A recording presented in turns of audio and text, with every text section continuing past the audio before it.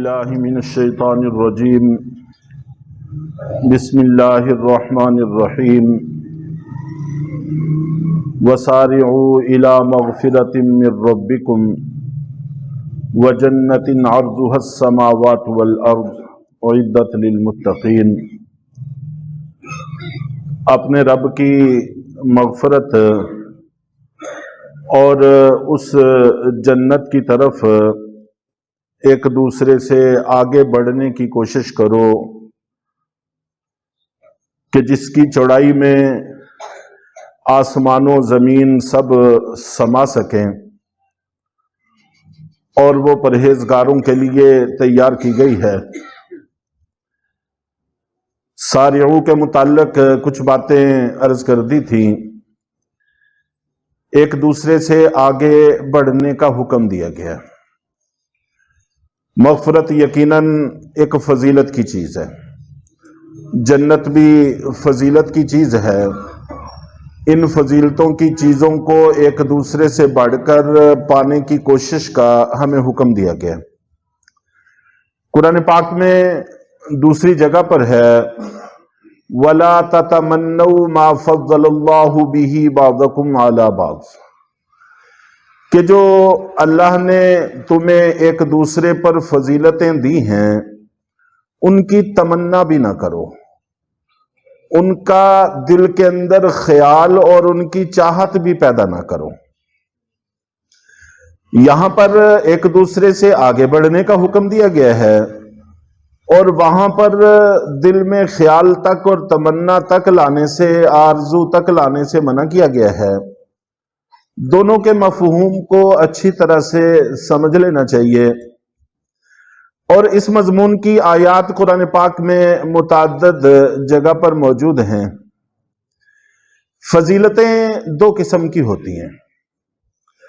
کچھ ایسی فضیلتیں ہیں جو انسانوں کے اختیار میں ہیں، جن کو اپنی کوشش سے، محنت سے پایا جا سکتا ہے، اور کچھ ایسی فضیلتیں ہیں جن کا انسانی کوشش کے ساتھ کوئی تعلق نہیں ہے، وہ محض اللہ کی عطا ہے۔ جیسے ہمارے قد کاٹ ہیں، رنگ صورتیں ہیں، اور اسی طرح کون کس گھر میں پیدا ہو رہا ہے، کوئی امیر کے گھر میں، کوئی غریب کے گھر میں، کوئی مقتدر طبقے میں، کوئی ملازم اور مزدور طبقے میں، یہ اللہ کی تقسیم کار ہے۔ اس کی تمنا اگر دل میں پیدا کریں گے تو حاصل تو کچھ نہیں ہوگا، اس لیے کہ یہ بندوں کے اختیار کی چیز نہیں ہے۔ البتہ یہ حسد کی طرف بڑھنے کا راستہ ہے، اور حسد سوائے تباہی اور بربادی کے کچھ نہیں۔ چنانچہ دو واقعات قرآن پاک نے ذکر کیے ہیں، ایک آسمانوں میں اور ایک زمین میں، جس کا تعلق اسی آیت کے ساتھ ہے کہ وَلَا تَتَمَنَّوْا مَا فَضَّلَ اللَّهُ بِهِ بَعْضَكُمْ عَلَى بَعْضٍ۔ اللہ رب العزت نے جب حضرت آدم علیہ السلام کو خلیفہ اور اپنا نائب بنانے کا فیصلہ کیا، تو اس خلافت کی تمنا ابلیس نے بھی اپنے دل کے اندر پال لی۔ اب اس تمنا کو پالنے سے اس کو حاصل تو کچھ نہیں ہوا، اس کو خلافت کیا، خلافت کا ذرہ پر کوئی حصہ بھی میسر نہیں آیا۔ البتہ دنیا کے اندر رسوائی اور قبر حشر کی رسوائی ہمیشہ کے لیے مقدر ہو گئی، اور اس نے اس تمنا کو پالنے کی وجہ سے، ایسی فضیلت کو اپنے دل میں خواہش کی جگہ دینے کی وجہ سے حسد پر اتر آیا، حسد تک پہنچ گیا، اور ہمیشہ کے لیے تباہ و برباد ہوا۔ اسی طرح حضرت آدم علیہ السلام کے دو بیٹے حابیل اور قابیل، قابیل قاتل تھا، حابیل مقتول تھا۔ اس وقت اصول یہ تھا شریعت کا کہ جو جوڑا صبح پیدا ہوتا، اور اس میں سے لڑکے کا نکاح اس لڑکی سے ہوتا جو شام کو پیدا ہوتی۔ جوڑا صبح پیدا ہوتا تھا، جوڑا شام پیدا ہوتا تھا۔ اللہ کا نظام یہی تھا اس وقت، زمین کی آباد کاری کی ضرورت تھی۔ صبح کے لڑکے کا شام کی لڑکی سے اور صبح کی لڑکی کا شام کے لڑکے سے نکاح ہوتا تھا. اپنی جڑواں بہن کے ساتھ نکاح کی اجازت نہیں تھی.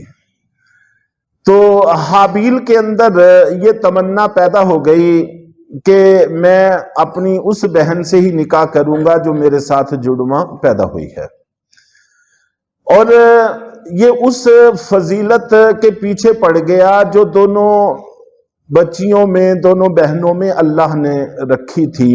جو فرق اللہ نے رکھا تھا اس فرق کو تسلیم کرنے کی بجائے تمنا دل کے اندر پال لی تو نتیجتاً حاصل تو کچھ نہیں ہوا. البتہ تباہ و برباد ہوا، ہمیشہ کے لیے تباہ و برباد ہوا اور ذلت اور رسوائی دنیا اور آخرت کی اپنے کھاتے میں ڈال لی. اس لیے وہ فضیلتیں جو اللہ نے اپنی طرف سے اپنے بندوں میں تقسیم کی ہیں ان کے پیچھے تو کبھی بھی نہیں پڑنا چاہیے. ان کی تو دل کے اندر تمنا بھی پیدا نہیں کرنی چاہیے. ایک بندے میں اللہ نے ایک عیب رکھا ہے، ایک نقص رکھا ہے، دوسرے میں اس کی جگہ خوبی رکھی ہے. اب اگر یہ نقص والا شخص اپنے بھائی کی خوبی سے کی چاہت اپنے دل میں پیدا کرنا شروع کر دے تو اس سے تبادلہ تو نہیں ہوگا. وہ خوبی اس میں منتقل نہیں ہوگی، اس کی خامی اس میں منتقل نہیں ہوگی.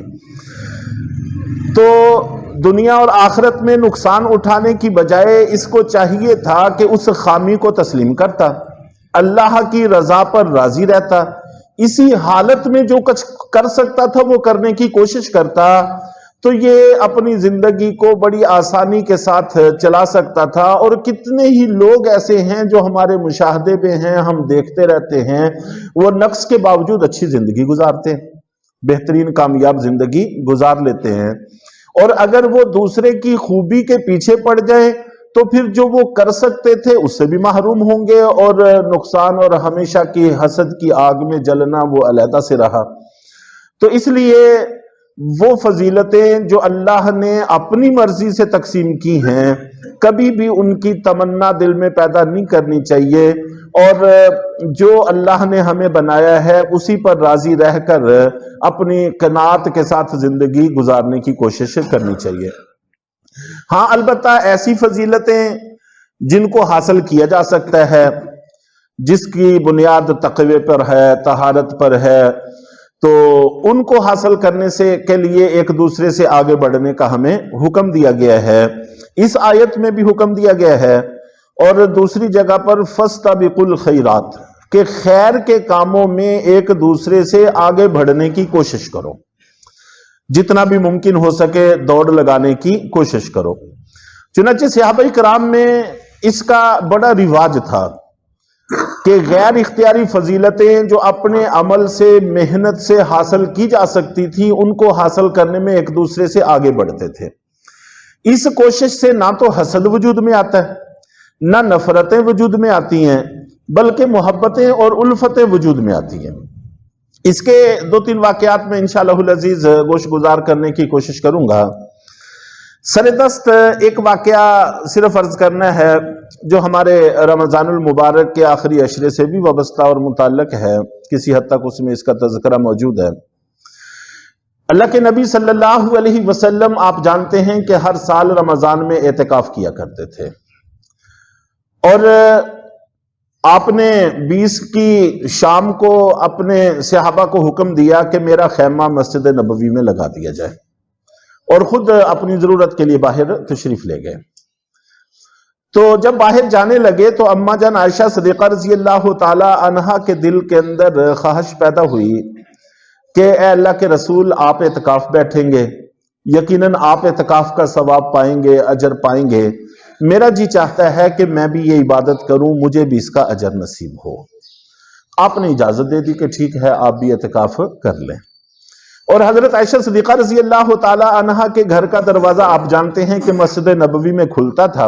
انہوں نے عین اپنے دروازے کے سامنے اپنا خیمہ لگا لیا کہ وہیں سے اندر جا کر اپنی ضرورتوں سے فارغ ہو کر واپس آ کے اپنے خیمے میں بیٹھ جائیں. تو پردہ بھی متاثر نہیں ہوگا اور کوئی مشقت دقت بھی پیش نہیں آئے گی. جب نبی پاک صلی اللہ علیہ وسلم واپس تشریف لائے مغرب سے پہلے تو آپ نے دیکھا کہ مسجد نبوی میں خیمے ہی خیمے لگے ہوئے ہیں۔ جب ازواج مطہرات نے دیکھا کہ سیدہ عائشہ صدیقہ رضی اللہ تعالیٰ عنہا کو اجازت مل گئی ہے، تو خیر کا کام ہے، نیکی کا کام ہے، باقیوں نے سوچا کہ ہم کیوں پیچھے رہیں، چنانچہ ہمیں بھی اعتکاف کرنا چاہیے، ثواب حاصل کرنا چاہیے۔ انہوں نے بھی اپنے خدام کو کہا تو انہوں نے بھی لا کر تمام ازواج مطہرات کے، امہات المومنین کے خیمے مسجد نبوی میں لگا دیے۔